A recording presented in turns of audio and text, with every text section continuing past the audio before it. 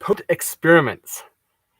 That's what we're about here. We're gonna make some potent experiments, and the way we make that happen is that we're going to figure out what technology we're gonna use in order to really make a great vlog 52. And I call it vlog 52 because when you're doing 52 vlogs throughout the year, one per week is the idea. And then if I get it done within the week, I get a reward because I'm trying to create this behavior of giving this feedback. And this last time we talked about the big plan.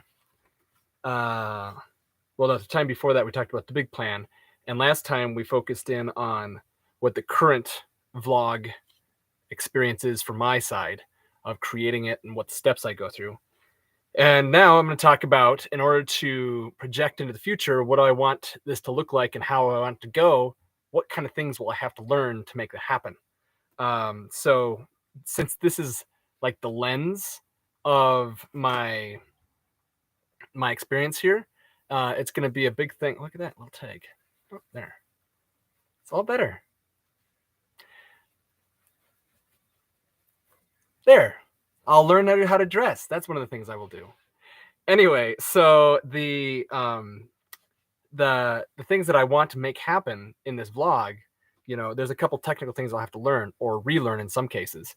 And so we'll talk about that next time, of what I've done in the past and kind of following the digital trail that I created of things that I did. But this time I'm just going to focus on what I want to have happen in this. And one thing I realized too that I hadn't mentioned before is, why am I prioritizing? Why am I doing the tech stuff first? And the reason is because this is the lens through which the whole project is going to happen. And I feel like it's going to be more potent if I focus on how the interaction's happening. So in a way, this is the way that I'm going to be able to do the same thing the brain does. This is all coming to me right now. It's amazing. But the same thing the brain does is it interprets the world around us from the information it's given. And so this is my way to give information to other people in order to for it to be received. And at the same time, as I'm going to be editing that stuff, I want to enjoy it. And I'm going to learn stuff by shoveling it around. And me just doing this is not as in depth as it could be if I were actually putting content together that I would also enjoy seeing later, instead of just me talking. My hat looks nice, not straight. I'm really stuck on my wardrobe today. Anyway, so the going back to technical things, so some stuff I want to have happen is, I'd love for it to come up and there to be a doodles that I do. It's using a program called Doodly that I already have. And so that's something I want to learn how to use a bit more and inject that in there. And I don't know how to do that live, which I don't have on here. If I was going to do a live stream, how would I be able to segue that in? But that does go into screen sharing, which is something I don't know how to do on YouTube Live. And how I might do that elsewhere. So somehow to screen share, or even have a camera aimed at something that is out here. So hooking that all up, which I've done before, but I don't know if I've done it live. I don't think I've done it live. Time lapse, because I'm going to be moving things around, and it's going to be way cooler to see the process, not in a boring way. And some people will like to see the process in a boring and slow way. That's not so. I've seen videos out there that do that, but I'm not interested in in that. I want to kind of get to the point and see what happens, and I want to see that it happened. I would want to see sort of what is how it sort of steps along the way, and get more of a sense of it. But I don't really want to live vicariously through someone else's video. And I don't plan to go deep researching much of anything out there in the video world. So that'd be another reason why I would do blow by blow while we're just going. Not planning on doing that. So time lapse. I've got a GoPro that would do that. I have some recordings in the past on other, Android devices or other recording devices that I also want to pull in, bring over here, and attach, add in. I don't know how that's going to happen. So I'm going to take that out. Burner phones. Yeah, they're on my burner phones.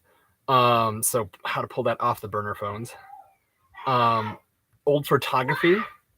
Also, how to put photography into the editing into things. I have editing software called DaVinci, which I played with a little bit, but I could do a lot more with that. And so DaVinci it's a pretty neat program. It's open source ish, so you can purchase it for productions and the like. But it is like high level production value. It's good. It's really neat. And the version I have is free, and I don't know what you get by buying more because I don't know what more I'd want. Anyway, second camera. Oh yeah, so like the document camera thing. Document second camera. Wrote down there twice. Interesting. Great lighting on my face. Right? And one of the reasons I want that is, this is okay. I think it works pretty good. But there's some other gal I watched, the Minimalist Mom, I think is the name of it, and it's really neat when she's got this great lighting on her face, and it's like really draws me into like looking at her face and like getting excited about what she's saying. So it's a small thing, but I could work on the lighting. I don't know how much I'm going to do that, but it's something I could do, and I think it would be really cool if I did. And then audio. So this audio, I'd like to make it so it transfers into closed captioning or TTY, whatever that means. And then so I can post it on the search like below, so that I have a transcript below, which would make it more searchable, but also have it so that if people wanted to scan through it, that'd be a thing. And then on the same idea, linking that to my website, and so that draws people to the website. And so if people did resonate with it and wanted to like actually get more in contact with me, it would take them right there. So setting up this quick link with my website, which actually I've been shown how to do, I think. So I'd have to research that again by my web host. Her name is Janet Barclay, and she does a great job, and she's delightful to work with. Anyway, so that's. And then I already mentioned Doodly, which I was going to throw in there to have like animations, like where if I did like mind maps or pictures that represent what's going on or anything, I could then put it on there and have it sort of sketch it in. And I'd feel really cool. And I think it would look cool. But that's a good reason to do it. So those are things that I recognize I want to kind of look into. That could take all year, just that, right? So I've got to figure out how much of that will actually happen before I actually get to anything, and then what content will be after that. But before I do that, my plan is to talk about what I've done in the past and leading up all to this. And the other cool thing about that, with leading up in the past, will also then emphasize why I'm doing it differently this time. And that will be my potent experiment. Keep the sparks flowing.